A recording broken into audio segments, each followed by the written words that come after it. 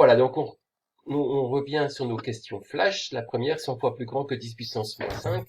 Alors je vois attentif que c'est pas 5 qu'il faut multiplier par 100, mais le nombre. Certains multiplient l'exposant par 100, là, ils trouvent 10 puissance moins 500, c'est faux. 10 puissance moins 500, c'est très très très petit. Hein. Ça veut dire qu'il y a 500 chiffres après la virgule. Alors tenez compte des corrections quand même pour essayer de ne pas faire l'erreur après. Donc c'est le nombre 10 puissance moins 5 qu'on va trouver 100 fois plus grand que ce nombre. 10 puissance moins 5, c'est 1 100 millième, c'est l'inverse de 10 puissance 5. On veut 100 fois plus grand. Moi, je te conseille vraiment à chaque fois d'avoir ça dans ta tête au début. Le tableau de numération.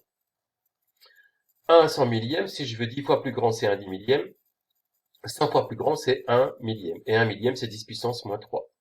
100 fois plus grand que 10 puissance moins 5, c'est 10 puissance moins 3. Autre façon de voir les choses, 10 puissance moins 5, c'est un nombre avec 5 chiffres après la virgule. 0,00001. Si je veux 100 fois plus grand, ben, j'ai 2 chiffres après la virgule en moins, j'en ai 3. 100 fois plus grand que 10 puissance moins 5, c'est 10 puissance moins 3, 1 millième. 3 chiffres après la virgule. L'écriture scientifique de 0,000132. Donc, il faut d'abord trouver, à partir de 132, un nombre entre 1 et 10. Ben, ce nombre, c'est 1,32. Et vous savoir ce nombre, finalement, le 1, quelle est sa place dans donc là, ce 0 là, c'est le chiffre des dixièmes, centièmes, millièmes. 1, c'est le chiffre des 10 millièmes. Autrement dit, 1,32 a été divisé par 10 000. 132 a été divisé par 1 million, mais 1,32 a été divisé par 10 000. S'il était divisé par 10 000, il était multiplié par 1 10 millième. Multiplié par 1 et divisé par 10 000. Et 1 10 millième, c'est 10 puissance moins 4. Donc 1,32 fois 10 puissance moins 4, ce qui exprime que 1, c'est bien le quatrième chiffre après la virgule. On passe de 300 € à 330 €. Là, j'ai oublié le euro et on veut trouver le pourcentage d'augmentation. Avant de trouver le pourcentage d'augmentation, on va trouver l'augmentation, elle est de 30 €. Et ensuite, on va écrire une fraction qui sera transformée en pourcentage. Le rapport entre le montant de l'augmentation et le prix initial, tu devrais être habitué maintenant. Le montant de l'augmentation, c'est 30. Le prix initial, c'est 300. 30 sur 300, on peut trouver avec un dénominateur égal à 100.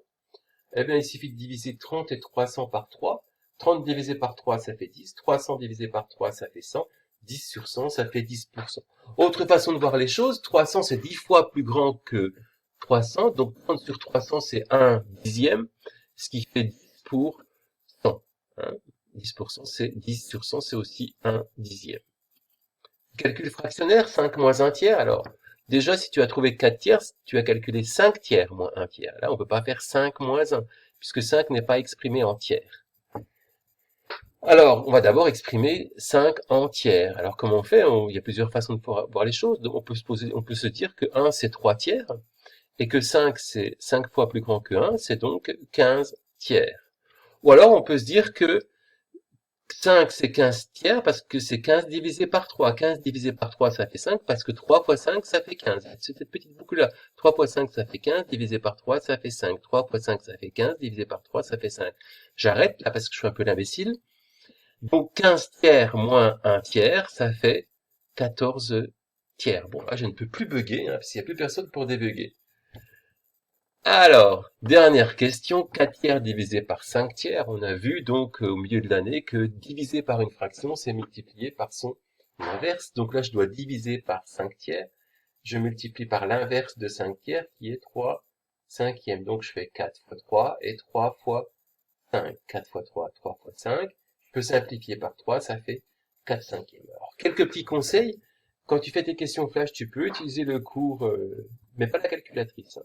Et autre chose, quand tu fais ton travail, hein, ne fais pas directement la correction. Hein. Je veux voir certains, je vois pas beaucoup de traces d'erreur, donc je soupçonne qu'ils les écrivent directement la correction. Ça sert à rien, t'apprends pas.